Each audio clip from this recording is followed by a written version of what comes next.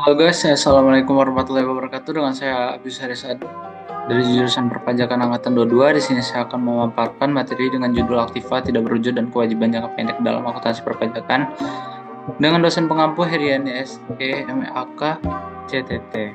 Baiklah, langsung saja.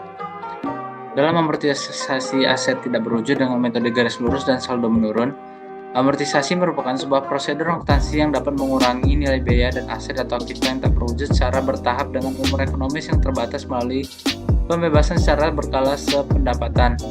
Amortisasi juga dapat diartikan sebagai suatu penurunan nilai penyusutan dari sebuah aset yang memiliki umur ekonomis yang lebih lama. Dalam harta tak terwujud digolongkan menjadi 4. Yang pertama, kelompok harta tak berwujud yang mempunyai masa manfaat 4 tahun, lalu mempunyai masa manfaat 8 tahun, lalu mempunyai masa manfaat 16 tahun, lalu mempunyai masa manfaat 20 tahun. Selanjutnya, metode dan penilaian amortisasi aset tak berwujud dikelompokkan menurut masa manfaatnya. Secara umum, metode yang digunakan dalam amortisasi aset tidak berwujud menurut akuntansi ada dua jenis, yaitu yang pertama metode garis lurus. Metode penyusutan garis lurus merupakan suatu metode pembahasan pembayasan biaya di mana jumlah biaya dan nilai setiap tahunnya adalah sama. Dengan kata lain, untuk metode garis lurus, nilai biaya penyusutannya konstan untuk setiap tahunnya dari tahun perolehan sampai dengan tahun akhir masa manfaatnya. Lalu kedua, metode saldo menurun, sedangkan metode saldo menurun merupakan suatu metode pengalokasian pembayasan biaya di mana jumlah biaya yang dialokasikan semakin menurun tiap tahunnya seiring bertambah masa manfaatnya. Lalu klasifikasi kewajiban jangka pendek. Kewajiban jangka pendek atau current liabilities adalah kewajiban yang likuidasinya memerlukan penggunaan sumber daya yang ada diklasifikasikan sebagai aktiva lancar atau penciptaan kewajiban lancar lain. Lalu ada kewajiban lancar yang sudah pasti. Kewajiban lancar yang sudah pasti yaitu yang pertama utang dagang, yaitu kewajiban kepada pihak lain yang timbul akibat pembelian barang atau jasa.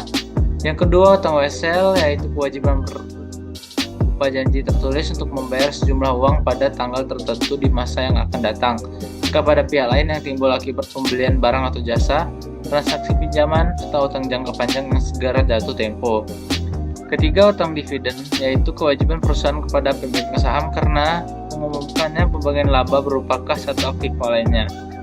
Yang keempat, uang jaminan yang dapat diminta kembali, yaitu yang dapat diminta kembali kewajiban yang timbul sebagai akibat diterimanya uang tanggungan dari pihak lain. Lalu ada pencatatan pajak atas kewajiban jangka pendek.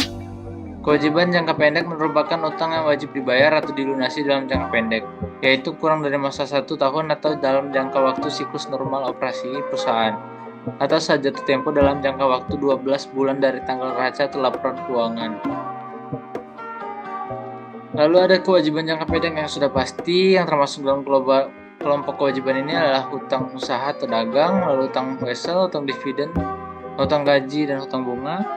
Lalu kewajiban bersyarat. Dalam hutang garis servis, di sini ada dua, yaitu hutang garansi, yaitu kewajiban yang timbul sebagai akibat pemberian garansi atas penjualan jasa. Perlakuan terhadap biaya garansi itu ada dua, yaitu garansi diakui sebagai biaya pada periode penjualan atau expense warranty treatment. Yang kedua, biaya garansi diakui jika garansi tersebut telah terjadi atau sales warranty treatment. Yang kedua, utang hadiah dalam kewajiban yang timbul dalam periode hadiah karena hadiah tersebut belum diambil oleh pelanggan. Hadiah ini akan diberikan apabila pembeli memenuhi syarat yang telah ditetapkan oleh penjual. Oke, itu saja. Terima kasih. Saya akhiri. Wassalamualaikum warahmatullahi wabarakatuh.